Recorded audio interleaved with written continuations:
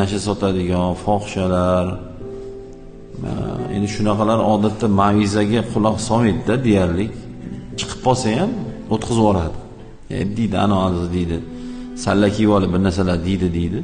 Yomon ko'radi. Shuning uchun o'sha botqoqlikda yuraveradi o'shaning uchun. Deganim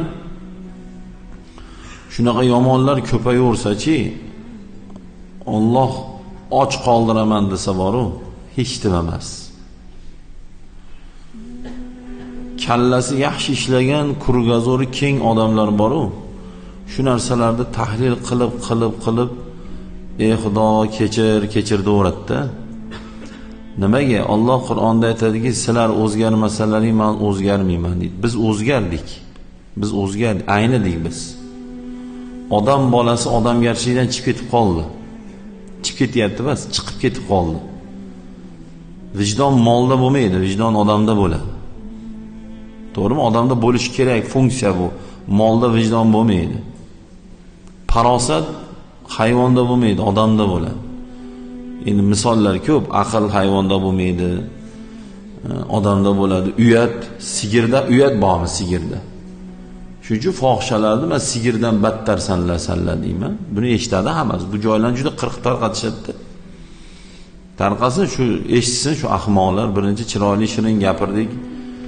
Tushunmayapti, ajoyib endi sen sigirdan battarsan desang, nahotki men shunchalik bir moldan battar bo'lib ketgan bo'lsam deb shu fohishaligini to'xtatsa-da.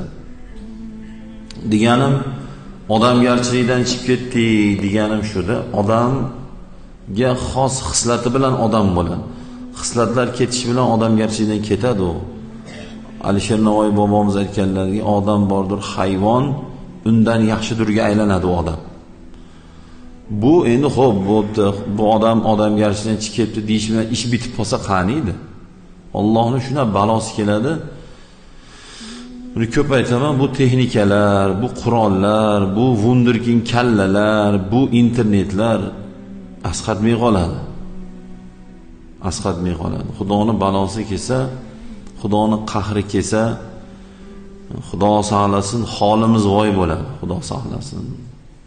Shuning uchun yaxshi bo'lishga harakat qilaveraylik, qadrdonlar, do'stlar.